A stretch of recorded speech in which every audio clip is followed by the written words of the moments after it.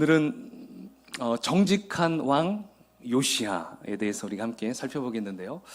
여러분 혹시 지지난주 주일날 제가 했던 설교가 혹시 기억이 나십니까? 제목은 기억이 안 나더라도 어떤 내용을 했는지 혹시 기억나십니까? 네. 뭐에 대해서 했습니까? 북이스라엘 기억나시죠? 예. 북이스라엘이 멸망한 이유, 왜 멸망했을까? 우리가 그거에 대해서 함께 살펴봤죠. 자, 뭐 때문에 멸망했습니까? 한마디로 얘기해서 우상숭배. 우상숭배 때문에 이 북이스라엘은 멸망하고 말았죠.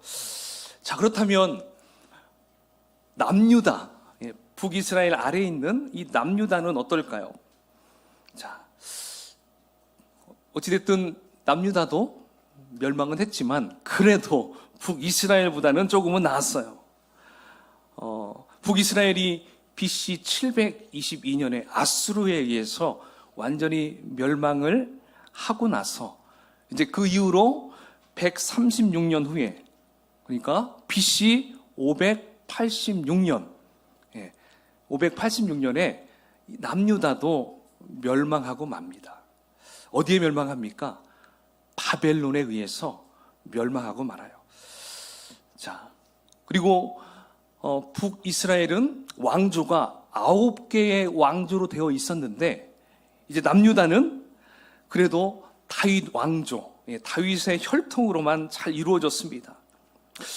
그래서 그 다윗의 혈통 가운데 세워진 왕들의 숫자를 세어보니까 20명 정도가 왕이 되었었어요. 근데 왕이 되고 그 다음 왕이 되고 그 아들들이 계속적으로 왕으로 이루어졌었겠죠. 자, 그러면 그 20명의 왕 중에서 그래도 하나님께 인정받았던 왕들은 과연 몇 명이나 될 수 있을까요? 자, 단적으로 북이스라엘에서는 하나님께 인정받고 칭찬받았던 왕이 있었습니까? 없었습니까? 한 사람도 없었어요. 근데 남유다만큼은 하나님께 인정받은 왕이 무려 8명이나 있어요. 8명. 그러니까 퍼센트로 따지니까 40% 정도가 그래도 하나님께 인정을 좀 받았습니다. 자, 그래서 그 이름을 좀 나열해 보니까요. 이제 총 8명인데 사실 그 8명 중에서 5명은 잘 하다가 끝에 가서 잘못된 길로 갔던 왕들이었습니다. 그래서 오늘 제가 그 왕들의 이름을 좀 준비해 봤는데요. 자, 그 5명. 처음은 잘하다가 끝에서 이상한 길로 간 왕들이 아사, 요아스, 우시야, 요담. 이렇게 있습니다. 자, 먼저 아사는요, 최초로 종교개혁을 했어요. 하지만 나중에 하나님께 삐져가지고 하나님 의지하지 않고 사람을 의지하다가 발에 병이 나서 이제 죽게 되는 그러한 왕이 바로 아사 왕입니다. 자, 그 다음에 요아스는 어떤 왕일까요? 요아스는 성전을 수리하는 것으로 칭찬을 받았습니다. 근데 그의 멘토 이 여호야다가 죽고 난 이후에 하나님께 멀어지게 됩니다. 그래서 악한 길로 가요. 참, 멘토가 있을 때 그 제사장이 있을 때 고모부였을 거예요. 여호야다가. 함께 할 때는 잘하다가 멘토가 사라지니까 죽게 되니까 헛된 길로 가게 됩니다. 자, 그 다음에 우시야는 또 어떻습니까? 우시야 왕 같은 경우는 아주 처음에는 잘했어요. 아주 훌륭하게, 야, 역시 다윗의 혈통답다. 그렇게 잘하다가 너무 잘하니까 하나님이 막 복을 주시니까, 야, 이게 내가 내 능력으로 이루어져서 이렇게 잘 되고 있어. 이 나라가 나 때문에 정말 태평성대를 이루는 거야. 이런 마음이 딱 들게 돼요. 자, 그렇게 되니까 이제 제사장만 할 수 있는 그 하나님 앞에 분향 드리는 그 일까지, 그거 여보시오 제사장, 그거 내가 할게. 당신 빠져 있어. 자기가 그 일을 막 하려고 그래요. 분명히 해야 될 분이 있는데 그거 제껴내고 본인이 하다가 결국 무슨 병에 걸렸을까요? 문둥병에 걸리게 돼요. 지금도 고칠 수 없는 병. 그 병에 걸려가지고, 이제 아무리 왕이라도 거기에 있을 수 없죠. 전염되니까. 그래서 완전 쫓겨나게 되죠. 비참하게 끝이 납니다. 그 다음에 요담은 어떻습니까? 요담은 별다른 잘못하지 않았어요. 근데 하나님이 그토록 바라던 그 산당을 없애야 되는데 산당을 없애지 않고 그냥 그대로 유지하면서 지냈던 왕이 바로 요담이었습니다. 자, 이렇게 5명의 왕은 마지막에 잘못한 점이 좀 있었음에도 하나님은 그들에게 있어서 잘한 것에 대해서 기억해 주시고 이렇게 평가해 주십니다. 뭐라고 평가하시냐면 여호와 보시기에 정직히 행하였다. 여호와 보시기에 정직히 행하였다. 이렇게 말씀하고 칭찬해 줍니다. 자, 그렇다면 8명 중에서 이제 나머지 3명의 왕이 남아 있습니다. 자, 그 3명의 왕은 누구이며 또 하나님께 또 어떠한 칭찬과 인정을 받은 것일까요? 자, 3명의 왕은 여기 나와 있듯이 여러분 좀 잘 아십니까? 기억나시죠? 여호사밧, 히스기야, 요시야. 자, 이들입니다. 이들이 하나님께 받은 칭찬의 말씀은 아까 말씀드렸던 5명의 왕에게 했던 칭찬, 그러니까 여호와 보시기에 정직히 행했다라는 그 말 플러스 하나가 더 있어요. 그게 뭐냐면 다윗의 길을 따른 왕이었더라. 이렇게 평가해주고 있습니다. 자, 그렇다면 다윗의 길을 따랐다고 하는 이들 3명의 왕은 여러분 정말 흠이 하나도 없었을까요? 사실 이들 또한 완벽하지는 못했어요. 완벽하진 못했어. 자, 여호사밧은 산당을 없애지 않았고요. 그리고 자신의 아들을 아방의 딸과 결혼을 시켰어요. 그러니까 피가 섞이게 되는 걸 볼 수 있죠. 그리고 히스기야는 병에서 죽을 병에서 여러분 잘 알듯이 하나님께 간절히 기도하고 나서 그 병이 치유가 되죠. 그 병이요 피부암이라고 얘기합니다. 그러니까 암은 고칠 수 없는 병이었는데 하나님께서 치유해 주셔서 15년을 연장해 주죠. 자, 근데 그렇게 연장해 주었을 때 끝까지 하나님의 앞에 정말 기도하고 이렇게 살았으면 좋았을 텐데, 자, 멀리 이방에서 바벨론이 이렇게 사신들이 옵니다. 그때 이제 히스기야 왕이 그들에게 실수한 게 있었어요. 그들에게 막 무기고를 열어주면서 우리 남유다는 이 정도로 전투력이 있습니다. 이렇게 보여주고 또 막 금은 막 그런 재정이 이렇게 딱 있는 곳에 문을 열어주면서 음과 금과 뭐 각종 뭐 굉장히 귀한 재물들을 보여줘요. 그러면서 우리의 경제력은 이 정도 됩니다. 이렇게 보여줍니다. 그러니까 참 순수하게 보여줬을 거예요. 근데 바벨론은 다른 마음이 있었죠.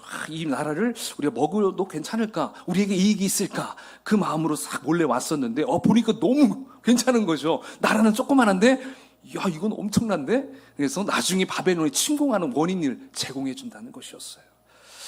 자, 어쨌든 마지막 히스기야가 이런 실수를 저지르게 되죠. 자, 그렇다면 오늘의 주인공 요시야 왕은 어땠을까요? 요시야. 사실 요시야 왕은 가장 많은 분량으로 말씀하고 있는 부분입니다. 열왕기하 또 저 뒤에 역대기하 거기도 보면 이 요시야에 대해서 참 많은 이야기들을 수록하고 있는데요.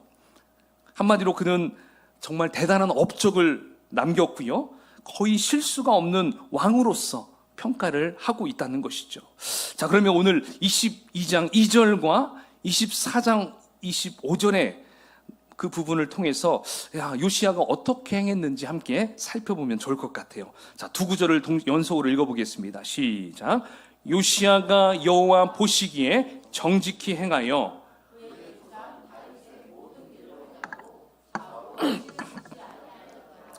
요시야와 같이 마음을 다하여 뜻을 다하며 힘을 다하여 모세의 모든 율법을 따라 돌이킨 왕은 요시야 전에도 없었고 후에도 그와 같은 자가 없었더라. 아멘. 자, 여기 보니까 요시야는 다윗의 모든 길을 본받았고요, 좌로나 우로나 치우치지 않았던 왕이라고 지금 평가해주고 있어요. 그리고 마음을 다하며 뜻을 다하며 힘을 다해서 하나님의 말씀을 지키고, 그리고 여호와께로 돌이킨 왕, 그 왕은 전무후무하다, 바로 요시야밖에 없다라고 말할 정도로 엄청난 찬사를 하고 있다는 것이었어요. 그러니까 다윗 그 이상 되는, 버금갈 정도로 훌륭한 왕이다라고 이야기하고 있는 것이죠. 자, 그럼 여러분, 한 가지 질문해 보겠습니다. 오늘 제가 소개하고 있는 이 남유다 왕 8명의 공통점은 여러분 혹시 뭐라고 생각하십니까? 혹시 발견하셨습니까? 자, 이들은 모두 다 하나님께 인정받은 왕이었어요. 그리고 그들이 이렇게 인정받을 수 있었던 비결은, 그들이 하나님 앞에 여호와 보시기에 어떻게 행했다는 거예요? 따라해 볼까요? 정직히 행했다. 정직히 행했다라고 평가하고 있습니다. 비록 인정받은 대부분의 왕들이 사실 마지막에 가서 하나님께 실망시키는 일들도 있었습니다. 하지만 이들 모두는 하나님 앞에서 정직하려고 했다는 것이 중요해요. 100% 완벽한 사람은 있습니까? 없습니까? 없어요. 다윗도 큰 실수도 했잖아요. 범죄를 저질렀었잖아요. 그러니까 모든 왕들은 털면 다 흠은 나올 수 있겠지만 이들의 방향성은 늘 하나님께 정직하게 행하려고 애를 썼다라는 것을 볼 수가 있어요. 자, 그렇다면 여러분, 하나님께서 보시는 정직하다는 것은 무엇을 말하는 것일까요? 오늘 남유다 모든 왕들 중에 가장 인정받은 요시야 왕을 통해서 우리가 진정한 정직은 무엇인지 좀 함께 살펴봤으면 좋겠어요. 과연 하나님이 말씀하시는 정직은 뭘까? 자, 그러면 세상이 말하는 정직은 무엇입니까? 일반적으로 우리가 정직하다라고 말하면 거짓말하지 않는 것을 정직하다라고 얘기하죠. 그러니까 말할 때 솔직하면 저 사람은 참 정직한 사람이야, 이렇게 얘기를 합니다.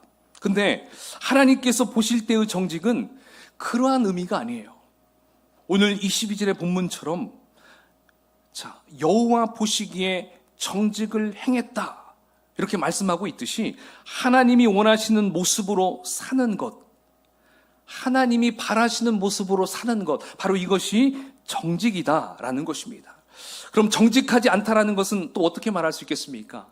하나님이 원하시는 모습이 아니라 내가 좋아하는 대로, 내가 하고 싶은 대로 살아가는 것이 정직하지 않는 삶이다라고 말할 수 있겠죠. 자, 그렇다면 오늘 요시야는 하나님 앞에서 과연 어떠한 삶을 살았기에 이토록 정직한 자라고 인정을 받게 된 것일까요? 자, 오늘 전체 열왕기 하 22장 전체를 보면요, 요시야가 왕이 된 지 18년째 된 해에 대제사장 그 hil기야에게 이렇게 부탁합니다. 하나님의 성전이, 그러니까 예루살렘 성전이 좀 회파된 곳, 좀 많이 이렇게 좀 무너진 곳들이 있었던 것 같아요. 자, 그것들을 좀 보수하고 수리를 하라고 지금 명령을 합니다.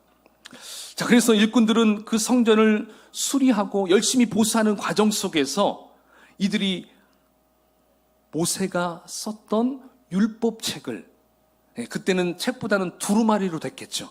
그 두루마리를 발견하게 되는 것입니다. 자, 발견했을 때 그거 한쪽에다 처박아놔, 이렇게 했으면 아무 일도 그 이후로 일어나지 않았을 텐데 그래? 요시야는 그 율법책을 가지고 오라고 합니다. 그리고 서기관 사반에게 그 말씀을 읽도록 부탁하죠. 자, 사반이 그 말씀을 쭉 읽고 있는데 그때 요시야가 그 말씀을 들으면서, 그 율법에 적혀 있는 말씀을 들으면서 그가 이런 생각을 합니다. 계속적으로 뭔가 달랐다는 거예요. 말씀은 이렇게 쓰여 있는데 우리 선대에 있었던 왕들의 삶, 그리고 수많은 이스라엘 백성들이 살아온 것을 보니까 말씀과는 너무 동떨어진 삶을 살았다는 것이 막 느껴지는 거예요. 그러면서 마음에 찔림이 옵니다. 하나님만을 섬겨야 될 백성들이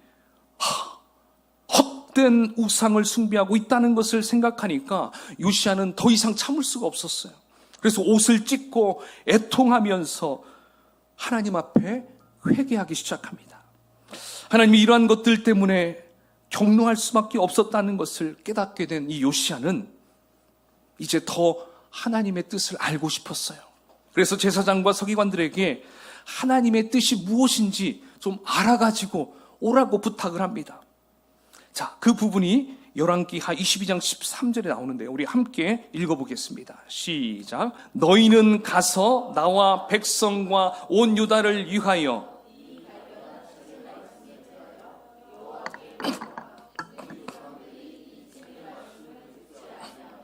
이 책에 우리를 위하여 기록된 모든 것을 행하지 아니하였으므로 여호와께서 우리에게 내리신 진노가 크도다. 아멘. 하나님께서 진노하신 이유를 요시야는 정확하게 알게 되었습니다. 무엇입니까? 이 책의 말씀을 듣지 아니하며 이 책에 우리를 위하여 기록된 모든 것을 행하지 아니하였기 때문에 하나님의 진노가 계속적으로 이루어지고 있다는 것을 알게 됐어요. 자, 여기서 우리는 요시야의 정직함을 알 수가 있습니다. 그것은 바로 요시야가 율법책을 보고서 이제 하나님의 말씀을 듣게 되고 그리고 자기가 마땅히 해야 될 것이 무엇인지 보여지기 시작한 것입니다. 그러므로 요시야를 통해서 우리가 배워야 할 이 정직은 무엇이냐? 바로 하나님의 말씀 앞에서 내가 마땅히 해야 될 것이 무엇인지를 알고 그 다음 실천하는 것입니다. 여기까지 가야 돼요. 그러니까 정직은 아는 데서 머물러 있는 것이 아니라 알게 되었다면 내 몸으로 실천하라라는 것이었어요. 자, 그러면 요시야가 첫 번째 실천한 것은 무엇일까요?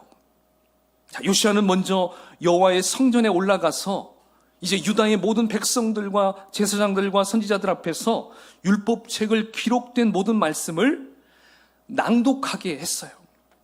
이제 그 말씀을 들은 모든 종교 지도자들로부터 백성들까지 이제 그 말씀대로 순종할 것을 하나님 앞에서 언약을 굳게 맺습니다. 자, 그 부분이 23장 3절에 나옵니다. 함께 읽어보겠습니다. 시작. 왕이 단 위에 서서 여호와 앞에서 언약을 세우되 마음을 다하고 뜻을 다하여 여호와께 순종하고 그의 계명과 법도와 율례를 지켜 이 책에 기록된 이 언약의 말씀을 이루게 하리라 하며 백성이 다 그 언약을 따르기로 하니라. 아멘. 자, 여러분, 이렇게 남유다의 모든 백성 한 사람도 빠짐없이 한 마음 한 뜻으로 그 언약을 지키고 따를 것을 이제 약속합니다. 누구와요? 이제 요시야 임금과 함께 약속, 언약을 굳게 맺습니다. 여러분, 어떻습니까? 감동이 되지 않습니까? 자, 그렇다면 여러분, 왜 요시야는 이렇게 먼저 백성들에게 말씀을 낭독함으로 말씀을 듣게 했을까요? 그렇게 함으로써 왜 언약까지 맺으려고 했을까? 바로 이유가 있었어요. 그것은 만약에 요시야 임금이 그냥 왕국 안에서 대소진료를 이렇게 소집해가지고, 자, 내가 말씀을 읽었는데, 야, 우리나라 이러서는 안 되겠어. 지금부터 내가 하라는 대로 다 해. 백성들에게 가서 선포하고 이렇게 하라고 지시했다라고 한다면 어땠을까요? 물론 억지로 백성들이 따라할 수는 있겠죠. 왕의 어명이니까. 하지만 그들은 여전히 그 마음 가운데 우상을 하나님처럼 섬겼던 자들이었기 때문에 여러분, 영적인 부분은 정말 쉽게 포기 못하는 거 아시죠? 그죠? 이걸 놓지를 못할 거예요. 그냥 놓는 척은 하겠죠. 뿜는 척은 하겠죠. 그의 마음에 있는 다른 우상은 절대 나가지 못해요. 그러니까 요시야는 이것을 알았던 거예요.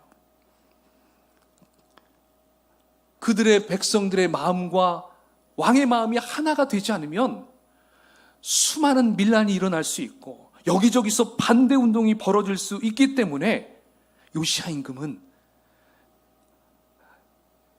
자신들이 본인이 하고 싶은 그 앞으로 종교개혁이든 뭐 우상을 타파하는 어떤 그런 일들이든 먼저 실행에 옮기지 않고 먼저는 백성들과 함께 그것을 같이 공유하려고 했던 것이었습니다. 자, 그래서 요시야는 본인이 읽었던 그 말씀을 똑같이 백성들에게 낭독시켰어요. 자, 여러분, 모든 백성이 예루살렘 성전 거기 다 모여서, 그때는 스피커도 없었을 텐데 어떻게 그게 다 들어갔을지 모르겠어요. 자, 목소리 좋은 사람이 크게 올려서 소리를 냈겠죠. 말씀으로 쫙 전했겠죠. 자, 그때 그 말씀을 하나하나 듣던 백성들이 어땠을까요? 그들 마음 가운데 하나님의 뜻을 조금씩 알게 됐을 것입니다. 그러면서 본인들이 얼마나 큰 죄를 저질렀는지 하나하나 깨닫게 되었을 것입니다. 그래서 그 죄에 대해서 통회하며 회개의 마음을 갖게 되었을 것입니다.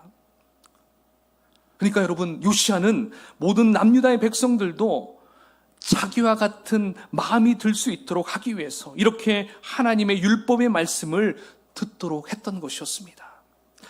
자, 그 다음에 이제 두 번째 요시야가 실천에 옮긴 것은 무엇일까요? 자, 그것은 대대적인 종교개혁이었습니다. 사실 요시야의 증조 할아버지인 히스기야, 여러분, 히스기야는 참 훌륭한 왕이었습니다. 그가 있을 때도 모든 우상들을 다 척결했어요. 그렇지만 그가 죽은 이후 므낫세라는 왕은요, 가장 나쁜 왕이었어요. 남유다에서. 이 므낫세, 그리고 그 므낫세의 아들 아몬도 똑같이 악한 왕이었어요. 자, 이들이 다스리는 동안에 또 수많은 우상들이 막 여기저기서 지어졌죠. 자, 그러니까 그동안 하나님을 섬기지 않을 동안에 지어졌던 수많은 우상들을 생각해 보니까 성경에 이렇게 나왔어요. 바알 신상, 아세라 신상, 해와 달과 별을 섬기기 위해서 만들어 놓은 신상, 또 산당, 또 그러한 우상을 섬기기 위해서 세움받은 거짓 사제들, 거짓 선지자들, 거짓 제사장들 엄청나게 많았던 것이죠. 이러한 모든 가증스러운 것들을 이제 남겨둬서는 안 되겠다라는 마음을 든 것입니다. 그래서 모든 우상들을 이제 요시야는 다 헐어버리고, 그리고 불에 태우고, 또 어떤 것은 가루로 다 빻아가지고요, 기드론 시냇가에 다 쏟아버리는 일까지 합니다. 또한 산당에 몸담고 있던 거짓 제사장들은 더 이상 산당에서도 또 여호와의 성전에서도 들어가지 못하게 하였고요, 그냥 목숨만 살려줄 정도로만 했습니다. 자, 요시야는 이렇게 우상숭배의 모든 잔재를 없애는 작업을 그냥 예루살렘에 있는 것만 한 것도 아니었어요. 남유다에 있는 모든 곳곳에 숨어있는 우상들 다 타파했고요, 거기에서 북이스라엘, 특별히 베델과 사마리아에 있는 수많은 잡신들, 우상들까지도 모조리 다 제거하는 작업을 했습니다. 자, 여러분, 하나님께서 그 우상을 다 척결하고 종교를 깨끗이 개혁하고 있는 그 요시야를 보면서 어떤 마음이 들었을까요? 사실 하나님은 그 요시야의 모습을 보면서 너무 기뻤을 것입니다. 하나하나 원했던, 그러니까 하나님은 사실 왕이 나올 때마다 그 일을 하기를 원했었어요. 근데 요시야가 제대로 하나님이 원했던 것들을 그대로 하는 것을 보게 되었던 것이었습니다. 속이 후련하지 않았을까 생각해 봐요. 자, 여러분 어떻습니까? 요시야가 이 정도로 실천했다면 뭐 더 이상 할 게 없을 것 같잖아요. 그렇죠? 이제 뭐 할 거 다 했으니까 이제 편안하게 지내면 될 줄로 아는데요, 요시야는 여기에서 멈추지 않았습니다. 과연 요시야는 세 번째 실천한 것은 무엇일까요? 우리 21절 말씀을 함께 읽어보겠습니다. 자, 시작. 왕이 뭇 백성에게 명령하여 이르되 이 언약책이 기록된 대로 사사가 이스라엘을 다스리던 시대부터 이스라엘 여러 왕의 시대와 유다 여러 왕의 시대에 이렇게 유월절을 지킨 일이 없었던 23절까지요. 요시야 왕 18째 해에 예루살렘에서 여호와 앞에 이 유월절을 지켰더라. 아멘. 자, 무슨 일을 했습니까? 유월절을 지켰어요. 여러분, 요시야는 이제 마지막 실천의 종지부를 유월절 절기를 지키는 것으로 결정을 하였습니다. 여러분, 유월절은 이스라엘 백성들에게는 아주 특별한 의미가 있습니다. 바로 뭐예요? 출애굽한 당시 하나님의 강권적인 도우심으로, 그렇죠? 이 에집트에서, 애굽에서 나올 수 있도록 해준 그 날을 기념하기 위해서 유월절을 지키는 거잖아요. 그러니까 이스라엘 백성들에게는 너무나 특별한 의미가 있습니다. 그래서 이 유월절을 통해서 그들을 통해 그들에게 역사하시고 구원하신 하나님을 기억한다라는 의미가 있다는 것이죠. 따라서 유월절을 지키는 것은 단순히 절기 하나를 지키는 것이 아니라 믿음을 새롭게 하겠다라는 결단의 의미가 있다는 것입니다. 믿음을 새롭게 하겠다. 여러분, 우리가 주일에 예배를 드리는 것도 마찬가지예요. 단순히 일요일이 됐으니까, 주일이니까 교회 와서 주일을 지키는 것이 아니라 바로 이러한 공적인 자리에서 우리가 예배를 통해서 어때요? 믿음을 새롭게 하겠다라는 결단을 의미하는 것과 같습니다. 그래서 내 삶을 다 내려놓고 시간을 정해서 우리가 섬기는 예배당으로 오는 거잖아요. 바로 이것은 믿음을 새롭게 하겠다는 의지적인 결단이라는 것이에요. 자, 이제 요시야는 백성들이 하나님 앞에 유월절 예배를 드림으로써 이제 백성들은 이렇게 생각해야 돼요. 아, 나의 진정한 왕은 하나님이시구나. 이제는 더 이상 하나님과 헛된 우상을 바꾸지 않아야겠다. 나의 삶의 주인은 오직 여호와 하나님이시다. 이들이 유월절 예배를 드리면서 그들 마음 가운데 이것을 결단케 하려는 마음이었다는 것이었습니다. 바로 이것이 하나님이 말씀하시는 정직함이었습니다. 여러분, 기독교사를 보면 오늘 요시야 시대와 참 비슷한 시기가 있었습니다. 그때가 언제였을까요? 마틴 루터. 자, 루터가 종교개혁을 했잖아요. 바로 16세기에 그 독일 이 루터도 어떤 거예요? 신부님이었잖아요. 신부님. 바로 그 시대, 중세 시대였는데 이 시대에도 사실 이 카톨릭이죠. 이 교회가 굉장히 번창했을 때였어요. 그리고 아주 부유했을 때입니다. 그래서 건물들도 너무나 화려해요. 그리고 내부 장식들도 찬란합니다. 여러분, 혹시 유럽에 가셔서 성전을 볼 일이 있으면, 성당에 들어가서 볼 일이 있으면 놀랄 겁니다. 직접 안 가더라도 인터넷을 통해서 볼 수도 있겠죠. 그래서 지금 수많은 유럽의 굉장한 건축물들도 그때 당시에 지어졌다라고 볼 수 있습니다. 자, 그러나 그토록 화려함과 번영을 맛보던 중세 교회는 가장 중요한 하나님의 말씀이 사라졌던 시대였어요. 성경도 사라집니다. 결국 교회는 점차적으로 타락해 가는 걸 볼 수 있어요. 예배는 있었지만 앞에서 사제들이 낭독하는 말씀은 그냥 일반 성도님들은 전혀 알아듣지 못하는 말을 앞에서 막 해요. 얼마나 답답하고 힘들었을까요? 사제들이 앞에서 낭독할 때 라틴어로 낭독합니다. 설교도 아니에요. 그냥 성경을 읽는데 알아듣지 못하는 거죠. 여러분, 제가 여기에서 스페인어로 얘기를 한다면 여러분 앉아 있겠습니까? 영어로 한다면 그래도 좀 들을 수는 있겠죠. 전혀 알아듣지 못하는 말로 했다라는 것입니다. 그리고 예수 그리스도가 있어야 될 그 자리에 성모 마리아 상이 턱하니 있고요. 또 사도들의 그림들이 자리를 차지하고 있고, 수많은 성인들의 동상들이 막 질비하게 서 있는 걸 볼 수가 있습니다. 또 자신의 죄를 회개하기 위해서 기도하고 하나님께 나아가는 게 아니라 면죄부를 돈으로 사가지고 자신의 죄를 사함받으려는 그러한 자들까지 있었습니다. 그렇게 하나님의 말씀이 사라진 그 어둠 속에서 사람들은 두려움에 떨면서 성직자들을 어떻게 생각했을까요? 그냥 하나님처럼, 그냥 우상으로 숭배하면서 그들이 하는 말을 복종할 수밖에 없었습니다. 여러분, 고아원이 왜 생긴 줄 아세요?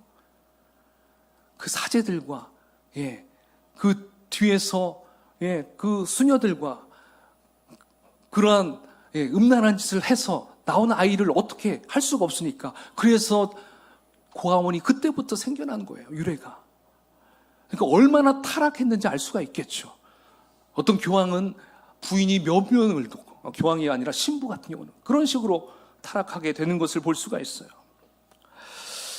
여러분, 이렇게 말씀이 실종되면 사람들이 어떻게 될까요? 우상에 빠지고 타락할 수밖에 없다라는 것입니다. 이렇게 요시야 시대에도 사실 예루살렘 성전은 멀쩡히 서 있었고 건재했습니다. 살만했습니다. 아주 태평성대를 이뤘습니다. 그러나 백성들은 하나님 앞에 진정한 예배를 드릴 줄 몰랐어요. 유월절을 지킬 수도 없었어요. 그냥 성전에 가서, 산당에 가서 가끔씩 제사 한 번씩 드리고 올 정도였습니다. 성전에는 전혀 하나님의 말씀이 없었습니다. 그래서 그들은 타락할 수밖에 없었던 것이죠. 여러분, 이 시대 교회도 살펴보십시오. 왜 교회가 크면 커질수록 왜 이렇게 문제가 나오는지 모르겠어요. 이렇게 작은 교회들은 그런 문제가 별로 안 나와요. 근데 교회가 세대가 전통이 있고 교회가 수천만 아니죠. 수만 명, 수천 명 모이는 교회들이 왜 나중에 가면 왜 세상 뉴스에 이렇게 이야기거리가 나오는지 몰라요. 그리고 말도 안 되는 이단 사이비들이 왜 생겨나는 것이겠습니까? 그것은 말씀의 진리에서 떠나게 되면 바로 이러한 일들이 생겨날 수밖에 없다라는 것입니다. 교회도 커지게 되면 겸손했던 목회자도 점차적으로 그 교회 안에서 하나님의 자리를 본인이 독차지하러 가는 걸 볼 수 있어요. 하나님이 받아야 될 영광, 자기가 다 받으려고 얼마나 욕심을 부리는지 몰라요. 교회를 크게 만든 것을 하나님이 섭리하셔서, 하나님이 함께 하셔서 만든 게 아니라 내가 했다라고 공경하게 자랑하는 사람들이 얼마나 있는지 모릅니다. 여러분, 이렇게 교회 안에서 하나님의 말씀이 사라지게 되면 어떻게 될까요? 성도도 타락하게 되고 목회자도 타락하게 된다는 것입니다. 교회와 성도가 타락하는 때는 눈으로 보여졌을 때는 힘들고 어려운 때가 아니었어요. 오히려 잘 나가고요, 물질적으로도 풍족할 때, 또 목회자가 유명해졌을 때, 영광의 자리에 있을 때 타락하기 시작한다는 것을 우리는 알아야 한다는 것입니다. 여러분, 사탄이 이름이 뭡니까? 루시퍼죠. 루시퍼는 처음부터 루시퍼가 아니에요. 루시엘이었어요. 천상에서 하나님을 찬양하는 그러한 최고의 영광받는 자리에 있는 자리였어요. 근데 이 루시엘이 갑자기 그 마음 가운데 교만이 생겼어요. 나도 하나님만큼 올라갈 수 있겠네? 여러분, 그 생각을 하자마자 하나님은 그를 천국에서 쫓아내버립니다. 그래서 타락천사가 되는 거죠. 그래서 루시퍼가 되는 것입니다. 사랑하는 여러분, 오늘 요시야가 하나님의 율법책을 발견하여서 그 말씀을 읽으면서 마음에 찔림이 생기게 되어서, 그리고 하나님 앞에 자신의 옷을 찢으며 통회하며 회개했습니다. 그리고 하나님이 무엇 때문에 경노하시는지 알게 된 후에 어떻게 했습니까? 그는 남유다의 모든 백성들과 한마음 한뜻이 되어서 하나님의 말씀을 순종할 것을 굳게 약속하고 나서 그 다음에 나라에 있는 모든 우상들을 다 척결하였습니다. 그리고 하나님 앞에 진정한 예배를 드렸어요. 여러분, 바로 이것이 하나님이 바르시는, 하나님께서 원하시는 정직한 삶인 것입니다. 할렐루야. 예, 정직한 삶은 바로 이것입니다. 여러분, 마음 가운데 찔림이 있습니까? 회개하십시오. 마음 가운데 하나님의 음성이 들렸습니까? 그러면 그 마음을 그냥 내 속에 계속 간증만 하지 마시고요. 그것을 삶 속에 드러내는 겁니다. 나타내는 것입니다. 하지만 나타낼 때 중요한 건 뭐예요? 나를 드러내려고 하면 안 돼요. 하나님이 드러낼 수 있도록, 하나님이 영광 받을 수 있도록 우리가 그 일들을 감당하는 것입니다. 그러면 하나님께서 우리를 바라보시면서 정직한 나의 아들아, 나의 딸아, 이렇게 우리 하나님은 우리를 칭찬하시고 우리를 인정해 주실 줄로 믿습니다. 여러분, 오늘 이 말씀을 기억하십시오. 정직한 삶을 살았던 그 요시야처럼 우리도 이 땅에서 정말 말만 솔직한 말 하는 게 아니라 내 삶이 진정으로 하나님께서 바라시는 것이 무엇인지 내 삶 속에서 드러내고 나를 통해서 많은 사람들이 기뻐하고 정말 회복되는 놀라운 역사가 일어나시기를 주의 이름으로 축원을 드리겠습니다. 아멘.